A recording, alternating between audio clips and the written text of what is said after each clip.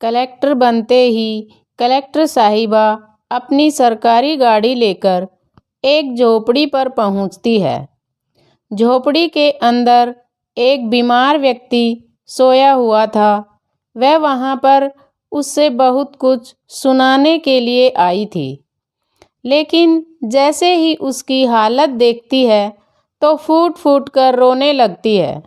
उसके बाद जैसे ही वह बीमार व्यक्ति अपनी पूरी कहानी कलेक्टर साहिबा को सुनाता है, कलेक्टर साहिबा हाथ जोड़कर उससे माफ़ी मांगने लगती है।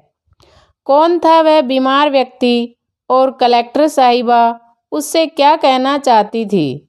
पूरी कहानी की सच्चाई जानने के लिए वीडियो अंत तक ज़रूर देखें।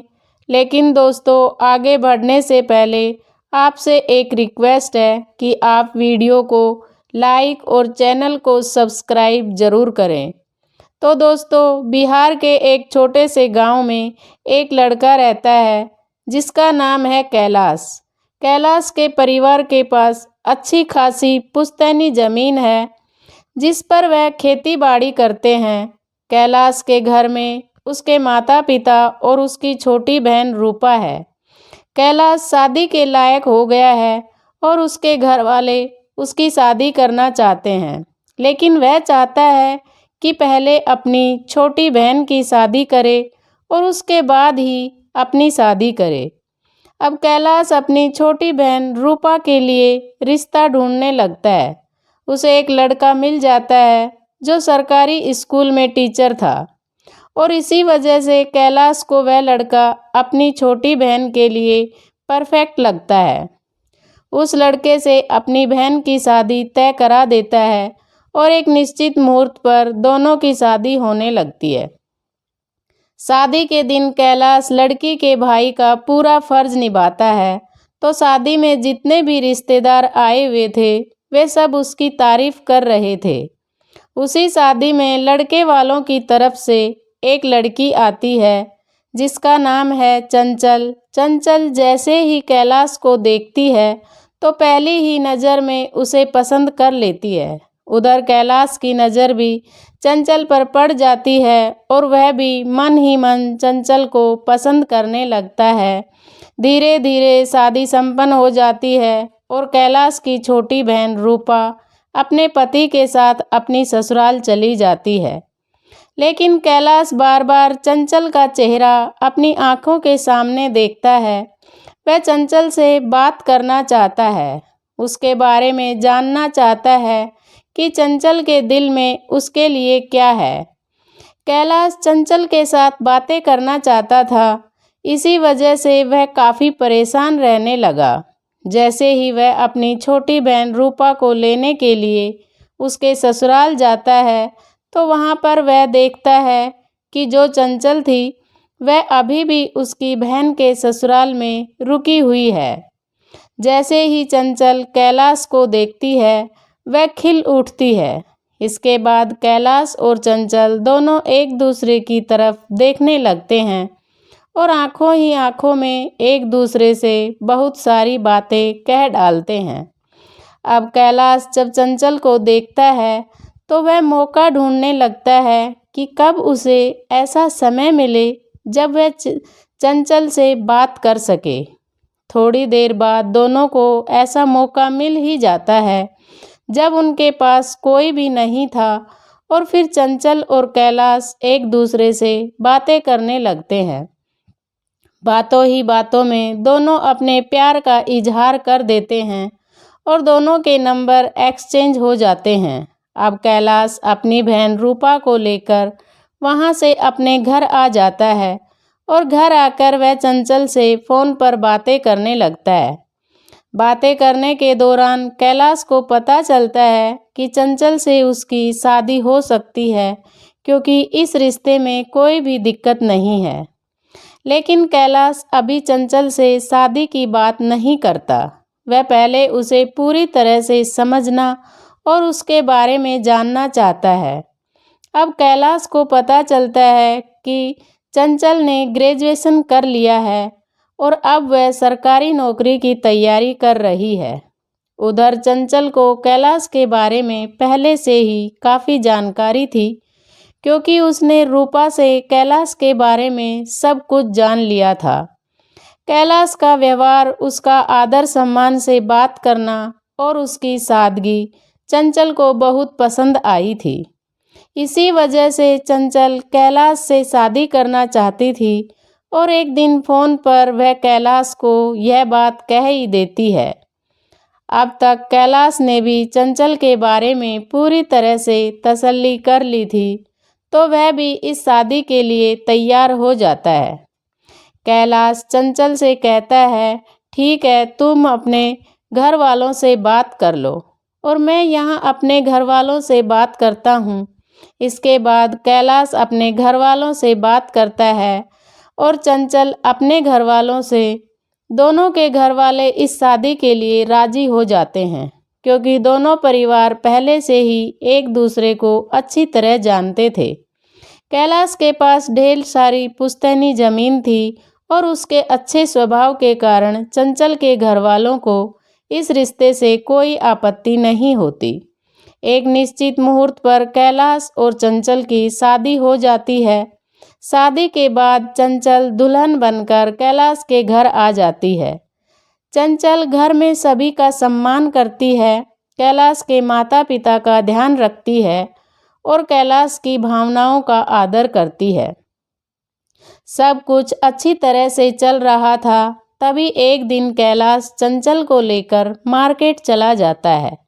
मार्केट में वो लोग खरीदारी करते हैं और जैसे ही बाइक से वापस आ रहे होते हैं, तभी अचानक से कैलाश की बाइक को एक पुलिस वाला रोक लेता है और रोकने के बाद उनसे कागज़ मांगने लगता है और हेलमेट पहनने की बात कहता है। इसके बाद कैलाश कहता है, साहब, यहाँ से लगभग 5 किलोमीटर दूर मेरा घर है, मैं वहाँ से कागज़ लाकर आपको दिखा दूँगा, अभी हमें जाने दीजिए। मेरी पत्नी पीछे बैठी है और अभी आपको हमें रोकना सही नहीं है। इस बात को सुनकर वह पुलिस वाला गुस्सा हो जाता है और कहने लगता है, कानून कानून होता है, इसका उल्लंघन नहीं किया जा सकता, तुम्हें फ़ाइन देना पड़ेगा और चालान कटेगा। लेकिन कैलाश फिर विनती करते हुए कहता है, साहब, थोड़ी दूर के लिए आप ऐसा मत कीजिए, मैं जल्दबाजी में था और कागज़ लाना भूल गया। यह कहकर पुलिस वाला चिढ़ जाता है और गुस्से में आकर कैलाश को एक ज़ोरदार थप्पड़ मार देता है। जैसे ही कैलाश को थप्पड़ पड़ता है, चंचल बाइक से उतरती है और उस पुलिस वाले को खरी खोटी सुनाने लगती है। जब पुलिस वाला देखता है कि इसकी पत्नी मुझसे बदतमीजी कर रही है, तो वह और ज़्यादा चिढ़ जाता है। वह कैलाश का मोटा चालान बना देता है और उसके हाथ में पर्ची थमाते हुए चंचल से कहता है, तुम्हें कानून की ज़्यादा समझ है ना, अब इस चालान को भर लेना, तुम्हारी सारी अकड़ निकल जाएगी। यह कहकर वह पुलिस वाला उन्हें वहाँ से जाने को कह देता है। कैलाश और चंचल मायूसी भरे चेहरे के साथ घर वापस आ जाते हैं, लेकिन चंचल चाहकर भी इसे भूल नहीं पाती। इसके बाद वह फैसला करती है कि उस पुलिस वाले की शिकायत करेगी और चालान को बिल्कुल भी नहीं भरेगी। चंचल और कैलाश वहाँ के बड़े अधिकारियों के पास जाते हैं और अपनी शिकायत दर्ज कराते हैं। चालान की पर्ची भी आवेदन के साथ लगाई जाती है। उनकी एप्लीकेशन बड़े अधिकारियों के पास पहुंचा दी जाती है, लेकिन उन अधिकारियों के पास पहले से ही ऐसी बहुत सारी एप्लीकेशन पड़ी हुई थी, इसलिए उनकी एप्लीकेशन पर कोई ध्यान नहीं दिया जाता। धीरे धीरे 1 महीना बीत जाता है। चंचल लगातार कोशिश करती रहती है कि किसी भी तरह से उस पुलिस वाले को सबक सिखाया जाए, लेकिन उसकी एप्लीकेशन पर कोई भी कार्यवाही नहीं होती है। इसके बाद चंचल इस बात को लेकर बड़ी परेशान रहने लगती है। तब कैलाश उसे समझाता है कि कोई बात नहीं चंचल, जो हो गया उसे भूल जाओ। लेकिन चंचल उस पुलिस वाले से बदला लेना चाहती है। इसी वजह से वह ठान लेती है कि अब वह किसी और सरकारी नौकरी की तैयारी नहीं करेगी। वह बड़ी अधिकारी बनेगी ताकि अपने पति की बेइज्जती का बदला ले सके। इस बारे में वह कैलाश से बात करती है। कैलाश यह बात सुनकर कहता है, ठीक है, अगर ऐसी बात है तो तुम बेशक पढ़ाई कर लो, लेकिन अपने मन से बदले की भावना निकाल दो। वो लोग अपना काम कर रहे थे और हमें उनसे ऐसा व्यवहार नहीं करना चाहिए। चंचल हामी तो भर लेती है, लेकिन उसके मन के अंदर अब भी बदले की भावना चल रही होती है। वह अपनी पढ़ाई की तैयारी करने लगती है। कैलाश चंचल का एक कोचिंग सेंटर में एडमिशन करवा देता है और कहता है, तुम अच्छे से कोचिंग करो, तुम्हें परेशान होने की ज़रूरत नहीं है।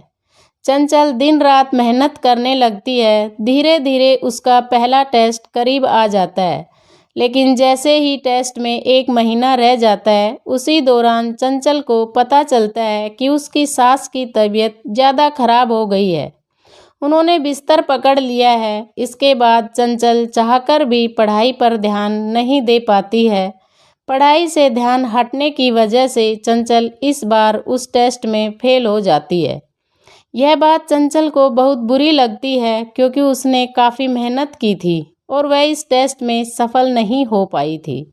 इस पर कैलाश उसे दिलासा दिला देता है और कहता है, चंचल कोई बात नहीं, फिलहाल माँ की तबीयत खराब थी और इसी वजह से तुम्हारा ध्यान पढ़ाई पर नहीं रहा। अगली बार सब ठीक हो जाएगा, चिंता मत करो, बस दोबारा से कोशिश करना। इसके बाद चंचल कैलाश के कहे अनुसार दोबारा से कोशिश करती है, लेकिन दूसरी बार में भी उसका टेस्ट पास नहीं हो पाता है। इसी वजह से चंचल पूरी तरह से पढ़ाई पर ध्यान नहीं लगा पाती है। दूसरी बार फेल होने के बाद चंचल चिड़चिड़ी रहने लगती है। उसके दिमाग में अलग अलग तरह के विचार आने लगते हैं, लेकिन कैलाश उसे फिर से समझाता है और कहता है, चंचल कोई बात नहीं, एक बार फिर से कोशिश करो। कहते हैं कि कोशिश करने वालों की हार नहीं होती। इस बार पूरी लगन से मेहनत करना, मैं तुम्हारे साथ हूँ। लेकिन इस बार चंचल इस बात को लेकर काफ़ी ज़्यादा डिप्रेशन में चली जाती है। वह चिड़चिड़ी होकर अपने पति कैलाश से लड़ाई करने लगती है। वह छोटी छोटी बातों पर गुस्सा हो जाती है और भला बुरा अपने पति को सुनाने लगती है। जब कैलाश देखता है कि उसकी पत्नी चिड़चिड़ी हो रही है, तो वह बार बार उसे समझाने की कोशिश करता है, लेकिन चंचल के दिमाग पर इसका कोई असर नहीं पड़ता और वह बार बार उसे लड़ाई करती रहती है। एक दिन लड़ाई के दौरान कैलाश कह देता है, तुमसे यह नहीं हो पाएगा तो क्यों इसके पीछे पड़ी हो? जब बार बार कोशिश के बाद भी फेल हो रही हो तो इसे छोड़ दो। यह बात चंचल को बहुत बुरी लग जाती है। नाराज होकर चंचल रूठकर अपने मायके चली जाती है। उसके पिता उसे समझाने की कोशिश करते हैं और कहते हैं, बेटी, छोटी छोटी बातों पर अपने घर परिवार को नहीं उजाड़ते। लेकिन चंचल के दिमाग में कैलाश की बात घर कर जाती है। उसने जो कहा था कि तुमसे यह नहीं हो पाएगा, वही बात उसे अंदर तक चोट पहुंचाती है। चंचल फैसला करती है कि वह अपने पति से अलग रहकर पढ़ाई करेगी और उसे दिखाएगी कि वह एक बड़ी अधिकारी बन सकती है। इसी वजह से वह अपने मायके में रहने लगती है और दिन रात मेहनत करने में जुट जाती है। इधर कैलाश भी सोचता है कि अपनी पत्नी को मनाकर वापस ले आए, लेकिन वह सोचता है कि उसकी पत्नी इतनी छोटी सी बात पर रूठकर मायके में बैठ गई है, तो वह अपना फैसला बदल देता है और उसे लेने नहीं जाता। 3 महीने इसी तरह बीत जाते हैं। चंचल वहाँ रहकर अपनी पढ़ाई करती रहती है, लेकिन उसे अपने पति पर गुस्सा आता है। वह सोचती है, मेरे पति मुझे लेने क्यों नहीं आए। 6 महीने बाद अचानक कैलाश का फ़ोन चंचल के पास आता है। वह उसे मायके से वापस आने के लिए कहता है, लेकिन चंचल उसकी बात नहीं सुनती। नाराज होकर वह कह देती है, अब तुम्हें मेरी याद आई है? आज के बाद मुझसे फ़ोन मत करना। मैं तुम्हें तलाक देना चाहती हूँ। यह कहकर चंचल ने फ़ोन काट दिया।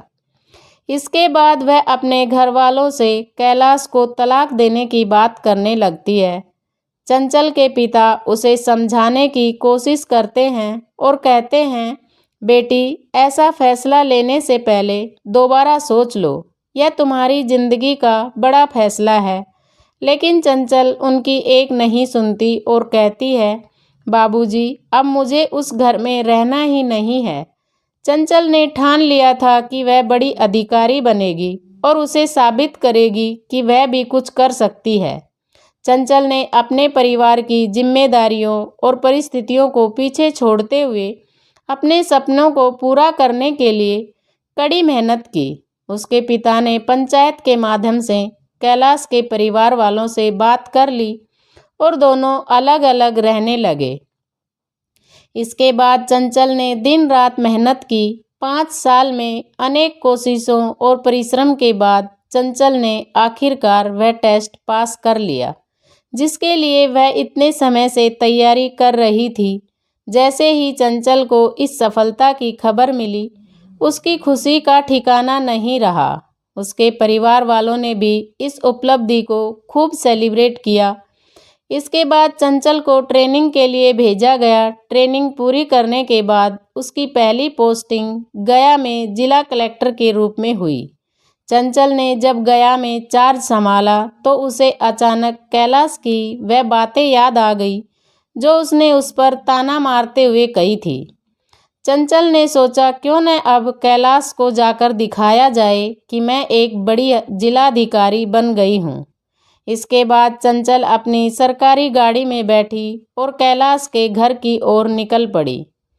जब उसने कैलाश के पुराने घर का दरवाज़ा खटखटाया तो पड़ोसियों ने बताया कि कैलाश ने वह घर काफ़ी समय पहले बेच दिया था और अब कहीं और रहता है। पड़ोसियों से नया पता जानकर चंचल उस जगह के लिए रवाना हो गई। रास्ते में वह सोच रही थी, मुझे अब कैलाश को दिखाना है कि मैंने अपनी मेहनत से क्या हासिल किया है। आखिरकार चंचल उस जगह पहुंची और वहां मौजूद लोगों से पूछा, कैलाश कहाँ रहता है। लोगों ने इशारा करते हुए कहा, वो उस झोपड़ी में रहता है। चंचल ने झोपड़ी की ओर देखा और अचानक उसके मन में कई सवाल उठने लगे। जब वह झोपड़ी के अंदर गई तो उसने देखा कि कैलाश एक खटिया पर लेटा हुआ था। वह बहुत बीमार और कमज़ोर लग रहा था। जैसे ही कैलाश ने चंचल को देखा तो वह खटिया से उठने की कोशिश करने लगा, लेकिन कमजोरी की वजह से उठ नहीं पाया। कैलाश ने धीमे स्वर में कहा, चंचल, मुझे तुम्हारी सफलता की बहुत खुशी है। तुमने यह साबित कर दिया कि तुम क्या कर सकती हो। यह सुनकर चंचल की आंखें भर आई। वह उस क्षण को भूल गई जब उसने कैलाश को सबक सिखाने की ठानी थी। अब उसके मन में बस दया और सहानुभूति रह गई थी। कैलाश बड़ी मुश्किल से खटिया पर बैठता है और उसकी नज़र चंचल पर पड़ती है और उसकी आंखें भर आती हैं। वह फूट फूट कर रोने लगता है। जैसे ही चंचल कैलाश को रोते हुए देखती है, उसकी भी आंखें छलक पड़ती हैं। चंचल खुद को रोक नहीं पाती और कैलाश के पास जाकर उसे चुप कराती है और पूछती है, कैलाश, तुम्हारी हालत ऐसी कैसे हो गई। कैलाश अपनी कमज़ोर आवाज़ में कहता है, चंचल, शायद तुम्हें याद हो जब मैंने तुम्हें फ़ोन किया था और तुम्हें अपने पास बुलाना चाहा था, उस समय मेरी माँ की हालत बहुत नाजुक थी। वह तुम्हें देखना चाहती थी लेकिन तुम मुझसे मिलने नहीं आई। कुछ दिनों बाद उनकी मृत्यु हो गई और माँ की मौत का गम पिताजी सहन नहीं कर पाए और धीरे धीरे बीमार रहने लगे। कुछ दिनों बाद उनका भी देहांत हो गया। माता पिता के इलाज में मेरी सारी पुश्तैनी ज़मीन बिक गई। आखिर में मुझे अपना घर भी बेचना पड़ा।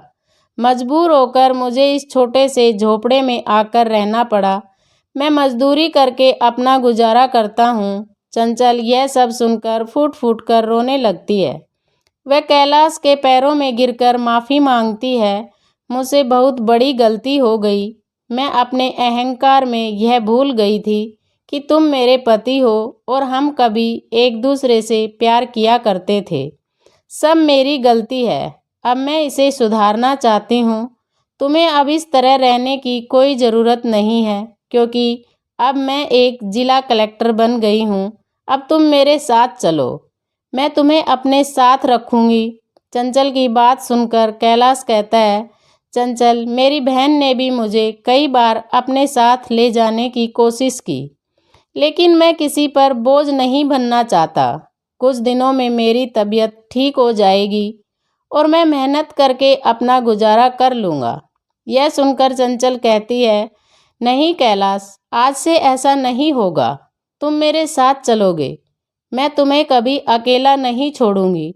हम दोनों दोबारा से नई शुरुआत करेंगे। चंचल की बातों को सुनकर कैलाश मान जाता है। चंचल उसे अपने साथ ले जाती है। सबसे पहले वह कैलाश को अच्छे अस्पताल में भर्ती कराती है और उसके इलाज का पूरा खर्च उठाती है। धीरे धीरे कैलाश की तबीयत सुधरने लगती है। इसके बाद चंचल और कैलाश अपने जीवन की नई शुरुआत करते हैं। धीरे धीरे दोनों अपनी ज़िंदगी को फिर से हंसी खुशी जीने लगते हैं। एक दिन चंचल अपने पति कैलाश के साथ अपनी सरकारी गाड़ी में बैठकर किसी काम से जा रही होती है। रास्ते में एक पुलिस नाके पर गाड़ी रुकती है। वही पुलिस वाला खड़ा होता है जिसने कभी कैलाश को थप्पड़ मारा था। जैसे ही वह चंचल को देखता है, वह फौरन कलेक्टर साहिबा को सलूट करता है। इसके बाद चंचल गाड़ी से उतरती है और उस पुलिस वाले की कड़ी जांच पड़ताल शुरू करती है।